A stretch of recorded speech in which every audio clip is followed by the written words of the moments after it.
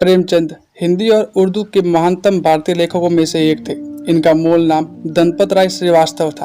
प्रेमचंद को नवाब राय और मुंशी प्रेमचंद के नाम से भी जाना जाता था। उपन्यास के क्षेत्र में उनके योगदान को देखकर बंगाल के विख्यात उपन्यासकार शरत चंद्र चट्टोपाध्याय ने इन्हें सम्राट उपन्यास का कहकर संबोधित किया। प्रेमचंद ने हिंदी कहानी और उपन्यास की एक ऐसी परंपरा का विकास किया जिसने पूरी सदी के साहित्य का मार्गदर्शन किया। आगामी एक पूरी पीढ़ी को गहराई तक प्रभावित कर प्रेमचंद ने साहित्य की यथार्थवादी परंपरा की नींव रखी। उनका लेखन हिंदी साहित्य की ऐसी विरासत है जिनके बिना हिंदी के विकास का अध्ययन अधूरा होगा। वे एक संवेदनशील लेखक, सचेत नागरिक, कुशल वक्ता और विद्वान थे। 20वीं सदी के पूर्वार्ध में जब हिंदी में तकनीकी सुविधाओं का अभाव था, तब उनका योगदान अतुलनीय था। प्रेमचंद के बाद जिन लोगों ने साहित्य को सामाजिक सरोकार और प्रगतिशील मूल्यों के साथ आगे बढ़ाने का काम किया, उनमें यशपाल से लेकर मुक्ति बोध तक शामिल है। उनके पुत्र हिंदी के प्रसिद्ध साहित्यकार अमृत राय हैं, जिन्होंने इन्हें कलम का सिपाही नाम दिया था। मुंशी प्रेमचंद जी का लेखन कार्य। प्रेमचंद ने अपने जीवन में तकरीबन 300 लघु कथाएं, 14 उपन्यास, बहुत से निबंध और पत्र भी लिखे। इतना ही नहीं, उन्होंने बहुत से बहुभाषिक साहित्य का भी हिंदी अनुवाद किया। प्रेमचंद की बहुत सी प्रसिद्ध रचनाएं का उनकी मृत्यु के बाद इंग्लिश में अनुवाद भी किया गया है। सादे और सरल जीवन के मालिक प्रेमचंद हमेशा मस्त रहते थे। उनके जीवन में वे हमेशा चुनौती और मुश्किलों का सामना करते थे। उनके दिल में हमेशा अपने मित्रों के लिए प्रेम भाव होता था और साथ ही गरीबों और पीड़ितों के लिए सहानुभूति का सागर भी बरसा होता था। प्रेमचंद एक उच्च कोटि के इंसान थे।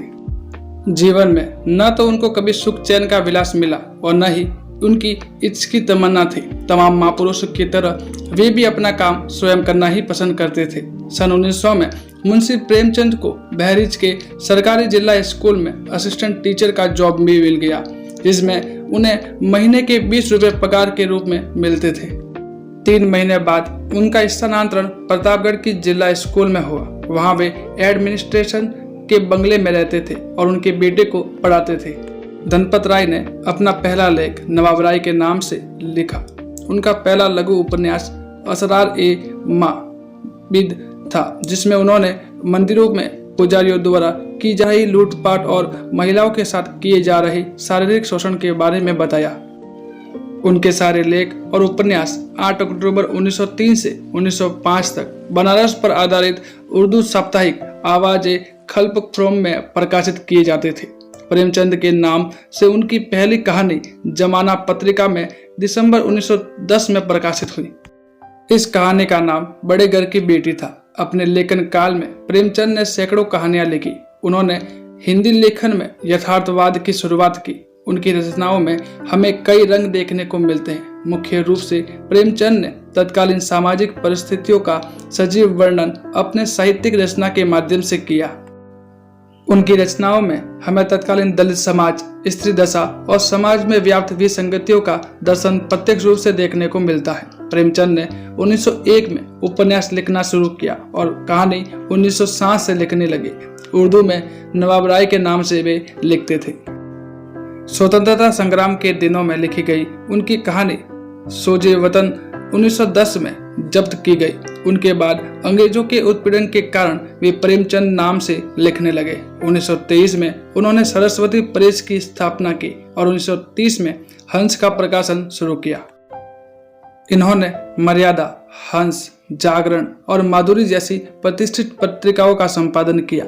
जीवन के अंतिम दिनों के 1 वर्ष छोड़कर सन 1933 से 34 के बीच में जो बम्बई की फिल्मी दुनिया में बीता, उनका पूरा समय बनारस और लखनऊ में गुजरा, जहां उन्होंने अनेक पत्र पत्रिकाओं का संपादन किया और अपना साहित्य सृजन करते रहे। भारत के हिंदी साहित्य में प्रेमचंद का नाम अमर है। उन्होंने हिंदी कहानियों को एक नई पहचान और नया जीवन दिया। आधुनिक कथा साहित्य के जन्मदाता कहलाए। उन्हें कथा सम्राट की उपाधि प्रदान की गई। उन्होंने 300 से अधिक कहानियां लिखी। इन कहानियों में उन्होंने मनुष्यों के जीवन का सच्चा चित्र खींचा है। आम आदमियों के घुटन, चुभन और कसक को अपनी कहानियों में उन्होंने प्रतिबिंबित किया। इन्होंने अपनी कहानियों में समय को ही पूर्ण रूप से चित्रित नहीं किया, वरन भारत के चिंतन और आदर्श को भी वर्णित किया। 8 अक्टूबर 1936 को जलोदर रोग से उनका देहावास हुआ। अगर आपको हमारे वीडियो और मेहनत अच्छी लगती है तो चैनल को सब्सक्राइब करके वीडियो को लाइक और शेयर जरूर करिएगा।